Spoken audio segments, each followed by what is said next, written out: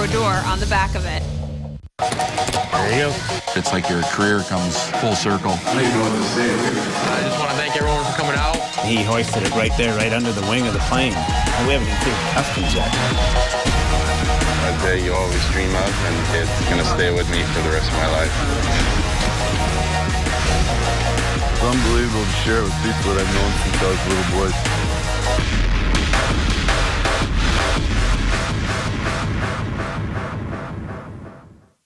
In Eastern Europe, over 6,000 miles away from the Staples Center in Los Angeles, sits a diverse nation which not long ago was part of Yugoslavia. Bordering Austria to the north and Croatia to the south, Slovenia is smaller than New Jersey. While Lord Stanley's Cup has traveled for generations across the world, it has never landed in this small country until today. Andrej Kopitar was the first Slovene to play in the National Hockey League, and he now has the honor of bringing the greatest trophy in sports back home. Yeah, it's a special day for every guy that ever won it and will ever win it. So, just to see that thing again, and knowing that you have 24 hours to just do whatever you want to do, it's pretty fun. I had a window seat, and as we were pulling up to the terminal, he was out on the runway.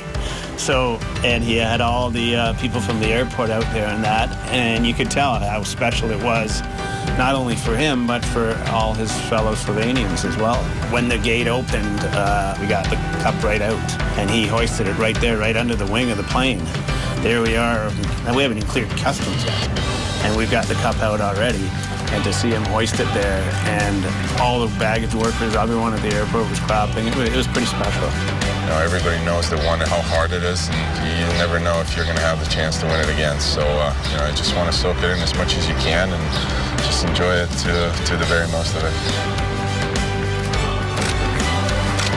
Tastes a little better from out of here. Yeah.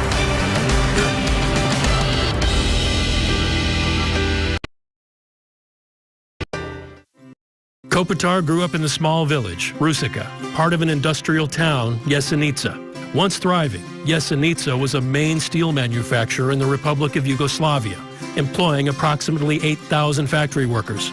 But after its split, Jesenice struggled to compete with more developed factories, and employment dropped to just over 1,000. It's mostly known for a big steel town, and because we have a big steel factory that, some parts of are shut down already, but there's parts of it that's still going on. And after that, it was pretty much hockey was the only sport here. And, my dad played for Jesenice too, and, it was just people were working in the morning and pretty much going to hockey games. Since I was born, I remember that everything was around here about the steel factory and hockey and hard work, and that's how we grew up, and that's how I started playing hockey here. A lot of things changed, but hockey, I think, is still, for the kids here around, it's still number one.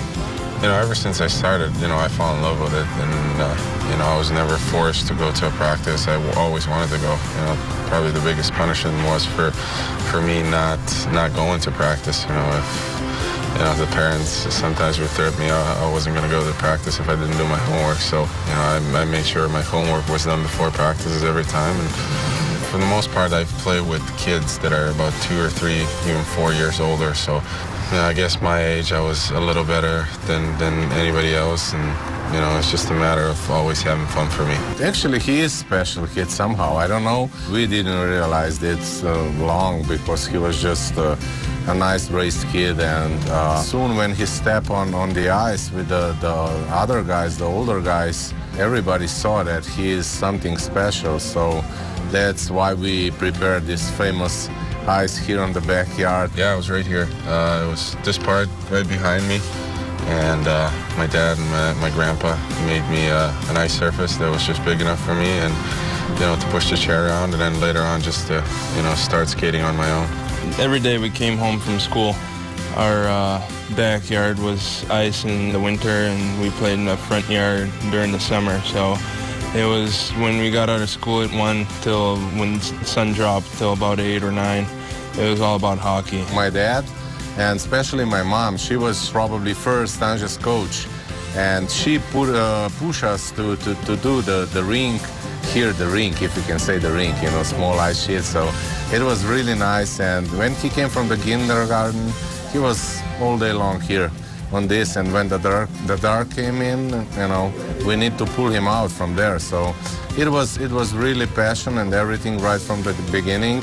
And continue, I think he still loved to play the game a lot, and that's why success came. That success has come quickly for Kopitar. At the age of 25, he's already one of the most famous athletes in Slovenia. His success has brought him to new heights, but before he was a king, this was his kingdom. On his first stop during his day with the Cup, we head to the top of Bled Castle. Oh yeah, it's gonna get steeper too. We'll see if this goes down. You're going with it. Oh! Might as well jump with it, because somebody's gonna kill me eventually. He's asking me if I'm okay. Are you okay? I'm not gonna lie, we have a tough time.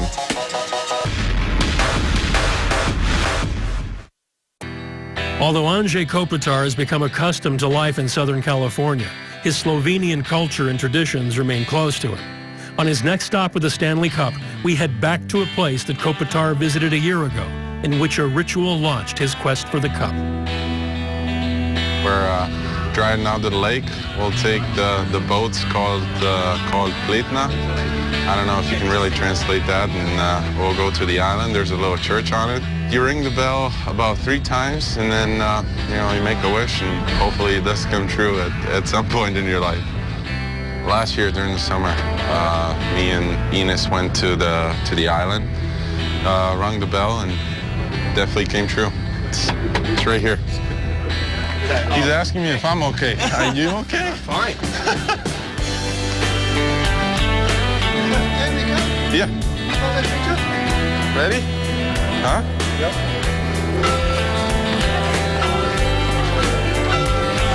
Slow clap.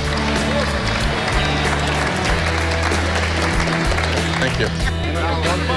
You know, even on the ice when we won it, the whole pictures kind of unwind, and you remember how it is when you're a little kid and what you did, and you know, just the upbringing too. So you know, it was pretty much the same moment where you know, you think back and what you did and how you did it and everything. So it's really hard to explain, but you know, it's got a lot of memories to it. Memories of hoisting the Cup will remain forever, just as the memory of learning how to play the game from his father will never fade. Well, he was always a big influence in me. You know, he still is. And, you know, just because he played hockey, you know, it was not too hard for me to pick up a hockey stick and, you know, get going. So, you know, he was always my coach, always my go-to guy. He had a lot of influence on my career. If they want to be successful, they need to work hard over the summer. So sometimes, I'm not gonna lie, we have tough time working there when, I don't know, it's 100 degrees Fahrenheit out there and you need to work hard. It's tough, but you need to, and they know, and that's make my job easier. So you need to go through, otherwise those success wouldn't come. Success did come, and it came early. In 2002, at the age of 15, Kopitar began playing for his hometown team, HK Akrani Jesenice. In just 14 games with the under-18s, he compiled an astonishing 76 points.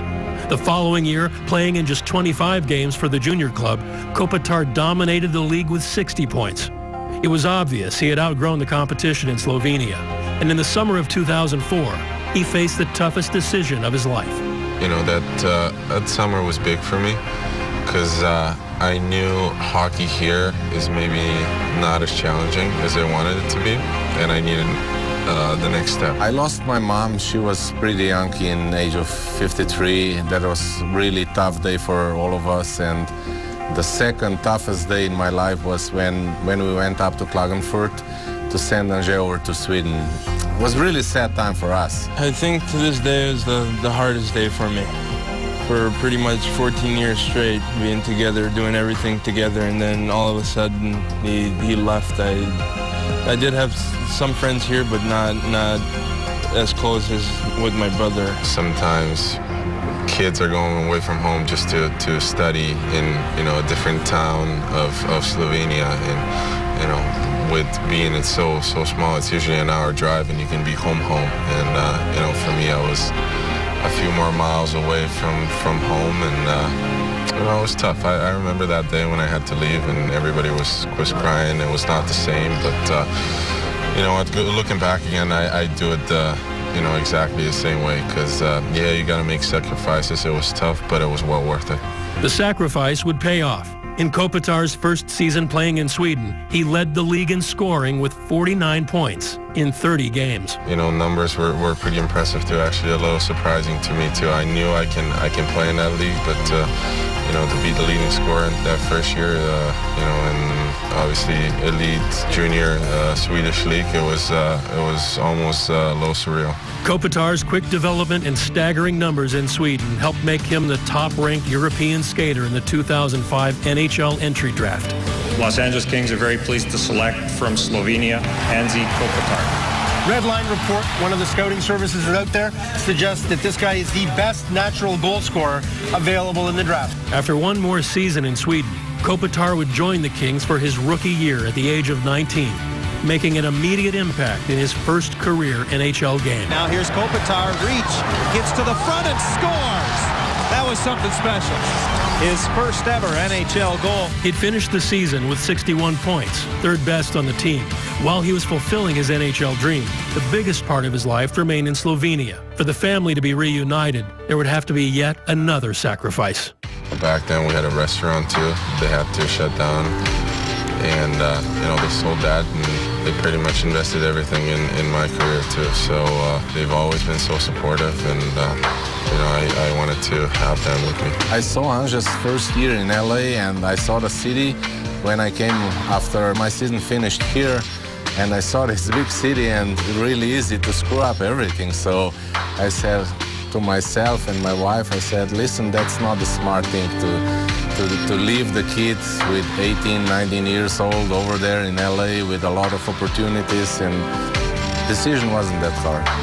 While it was comforting for Kopitar to be living with his family once again, his main reason for wanting them to join him in Los Angeles wasn't a selfish one. I wanted to give my brother the opportunity to get over there and get his hockey career going too, because back here maybe it's not as good of a challenge than it is over there. So you know, he responded. He's turned into a really good player, and he's actually going to Sweden for next year. He's done a lot for me since I moved to the United States, and coming from 2,000 people here in this small village to go to 12 million people is a shock, but he walked me through it like a big brother would, and really helped me improve as a player and as a person. I'm proud of both of them because they're really brothers. They like each other, they support each other, they help each other, and that's, for me, sport at the end of the day is just a sport, but the human being is something special for me. Coming up, Kopitar's hometown gets its first glimpse of the Cup, but not before the most important stop of the day. Family always came first to Kopitar, which is why his next stop was the most important, a visit to his grandmother's grave. You know, my grandma, she passed away 15 years ago, and you know, she always played hockey with me, no matter no matter what, rain outside, you know, cold outside, and she was always there with me, and it's going to be a special and a little emotional moment for me. She was a saint. I mean, there's not much I can say, but she would do anything for us. She'd be sitting out there on the ice when it was below freezing and play with us anytime we wanted. I mean, she made us dinner, and then it was straight back to hockey, and she played with us like she was our age. She was ready to play with him every time. If the rain was falling like today, they were in the hitting room, they were playing there, they broke a lot of glasses. She never complained about that, and I think she had a really good and big influence. She was always my, I guess, my teammate sometimes, and you know, the opening at the other times. So that's why it was really important for me for her to, you know, to get that opportunity and you know, maybe get a glance at the Cup. After spending time at the cemetery, his day with Lord Stanley was winding down. It was finally time to share the Cup with his hometown. That's the best thing, you know. It goes right along with, you know, sharing it with your teammates, because you're, you know, pretty much battling for it for 9 months, and you know, to have the opportunity to spend some time with your teammates and all the parades and stuff and all the parties that were going on right after, and then to be able to bring it here and share it with people that were, you know, with me all the time, and you know, just pretty much breathe hockey with me all the time. It's very neat, and you know, something that I will never forget. I don't think it kicked in quite yet. I don't know when it's gonna kick in, but seeing him with that cup just makes me the happiest person alive. He deserves it. He puts a lot of effort in it. He really deserves this one. You know, now that everybody's around here, and you know, every time I look at it, you know, I remember how tough it was and how nice it is now. And you know, to have it here, you know, the actual Stanley Cup that you lift, that you hoist above your head, you know, right after the game, to have it here, where it pretty much all started. It's you know, it's pretty surreal, but it's setting in slowly.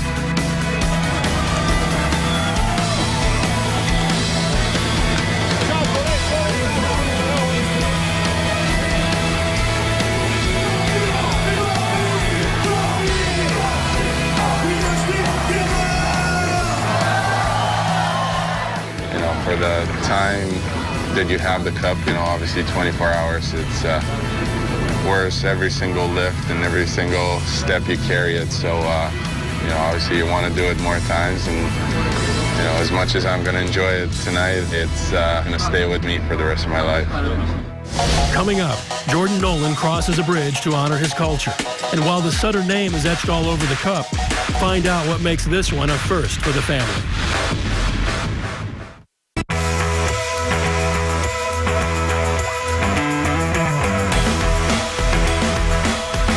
Stanley Cup continued its tour across the world. It would stop in Amherstburg, Ontario, where Kevin Westgarth once predicted it would arrive.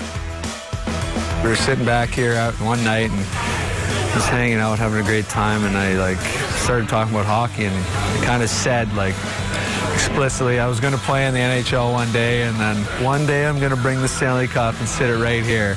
We're all going to be sitting back in our same seats, and we're all going to be celebrating. So it's just mind-boggling to, you know, to put those two things together. You know, some punk kid saying that confidently back then with no reason to, and then today it's going to be a reality. It's incredible.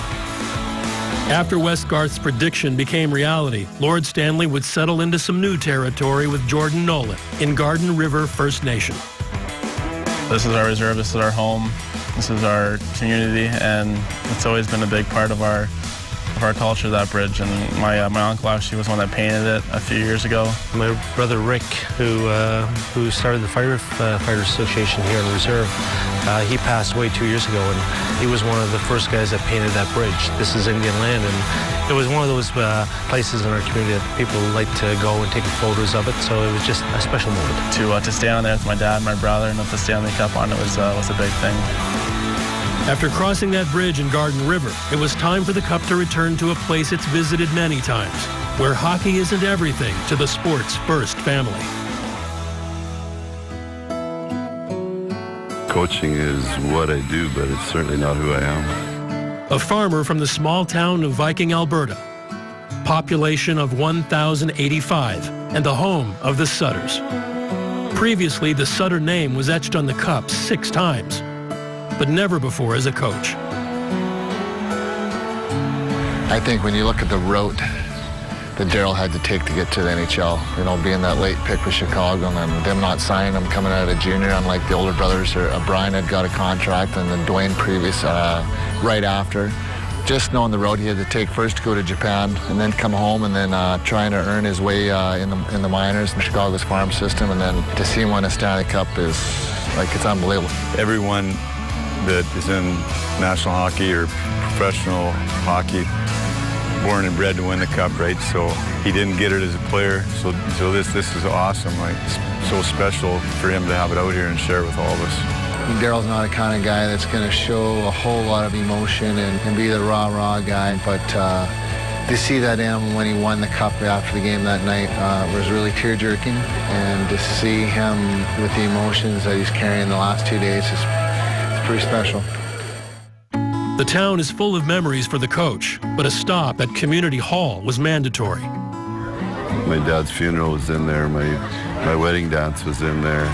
You know, there's so many of my friends I've been part of there, and so that was special for me. To have the cup come to Viking on a lovely summer weekend, it's great. Look at the crowd. What can we ask for? We've got 1,000 people in the town as a population. We probably have a good 500 here in the hall waiting to touch and look at the cup. One of the ladies in there, she asked, how old's the cup? And I said 120. She says, oh, it's only 30 years older than me. Daryl, I remember when he was in grade 7, he was on the student council, and I was responsible for student government. And I've got a picture of him sitting in the chair in the front row, looking very businesslike. And I would say, if you were predicting the success of a student, you would predict that he would be successful. We're a very close-knit family, and when Daryl won the cup, he said he was putting his name on the cup for his brothers. So that did my heart good. As the older brother, it's phenomenal, you know. Daryl did an amazing job. The team won it, and to have an event like this is for family and friends and very special occasions for Daryl and the family and the Los Angeles Kings. In the game of hockey, there's great people, but you know, family's still family. It's still blood, and that's why it's great for Daryl to accomplish it. And we're all, you know, happy for him and excited for him. Family always comes first in the Sutter household, and celebrating with them was important. It even sparked his 2 favorite moments of finally winning the cup after so many years in the league. Best memory of winning the Stanley Cup is number 1, seeing, you know, we had the 4-goal lead with 3 or 4 minutes left, and just watching the players, because you know you've won it then, and just watching them. That was number 1. Number 2 was clearly when Chris had the Stanley Cup out on the ice. Clearly, those are the 2 things that will stick in my mind forever.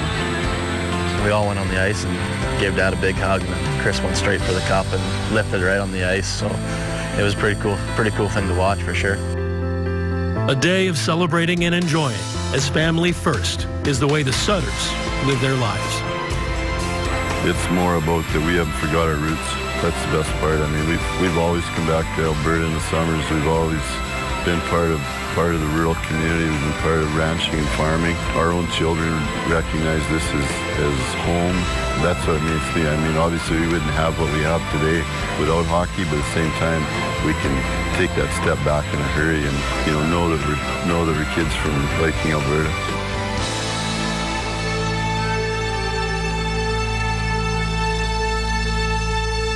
It's time for the Stanley